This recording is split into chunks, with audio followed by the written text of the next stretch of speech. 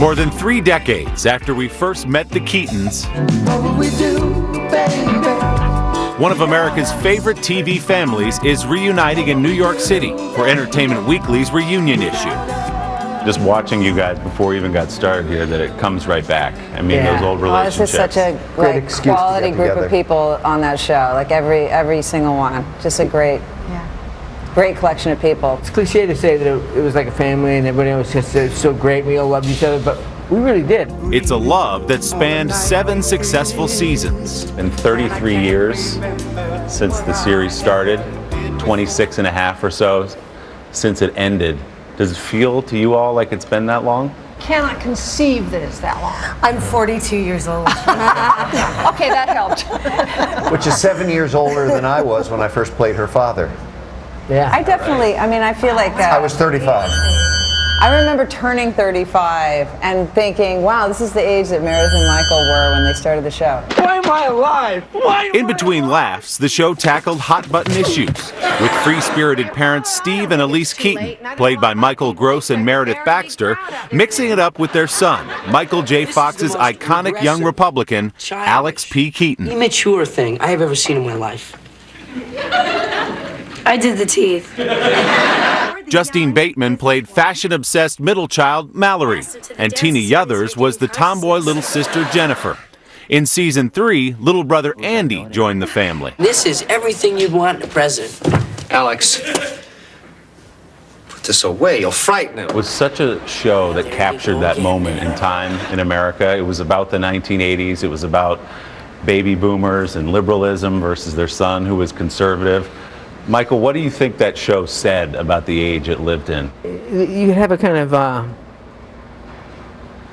understanding in a way that we're struggling for now. I mean, you can't joke about the schism between the left and the right. It's so angry and it's so charged. I mean, it was funny. We were so political, but it wasn't political at all. You're not Trisha Armstrong, are you?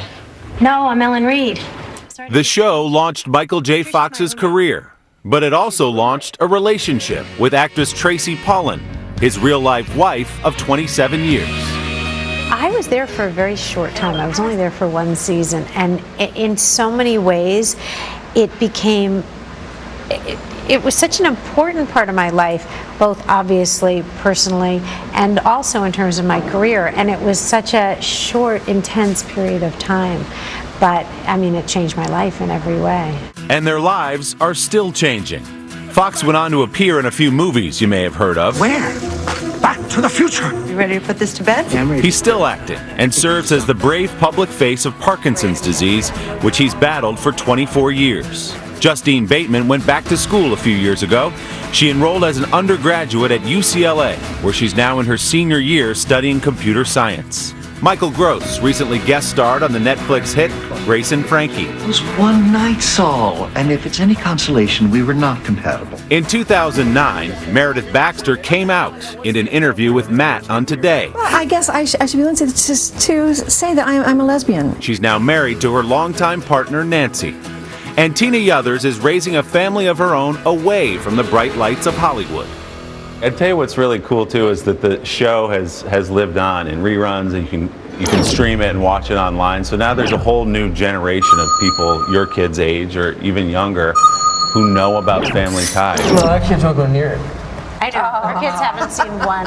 Your kids haven't seen Family Ties? No, they get squishy. And, Maybe our grandkids will like it, huh? yeah. What a treat to get to sit down with them, and the affection you feel between them, incredible. Tomorrow, the cast of Felicity reunites. Sha-la-la-la. Back at your local music. I'm good with all that. But I do need $80. 80 bucks. All right.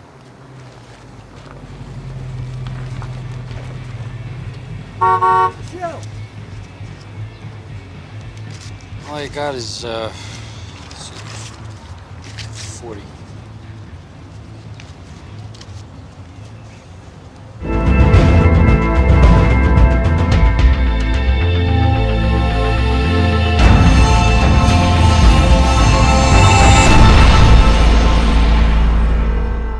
promise, but look, I gotta go.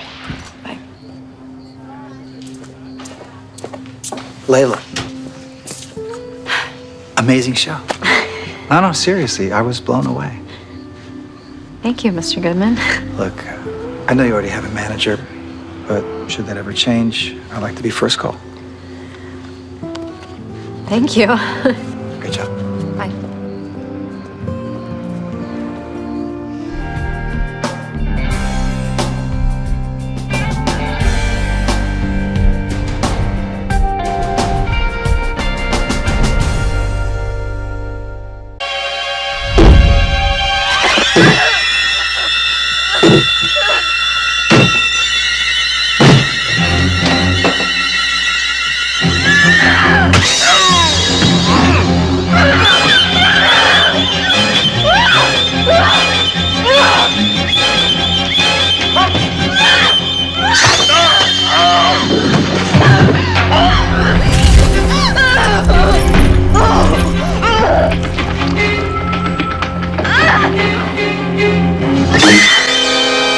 Friday, Undateable goes live. With surprise guests, live music, audience participation, stand-up comics, extended scenes, live tweeting, Facebooking, Instagramming, Periscoping, Snapchatting, and a puppy giveaway. Undateable Live starts Friday on NBC. Don't let life stress out your skin. New Superstay Better Skin Foundation from Maybelline, New York. For all-day flawless coverage today, more even, better-looking skin in just 3 weeks. Bye-bye spots, dullness, and unevenness. New Superstay Better Skin. Baby, it's Maybelline. Bacon. So Tex. Fire roasted peppers and onions. It's Mex. Let's settle this.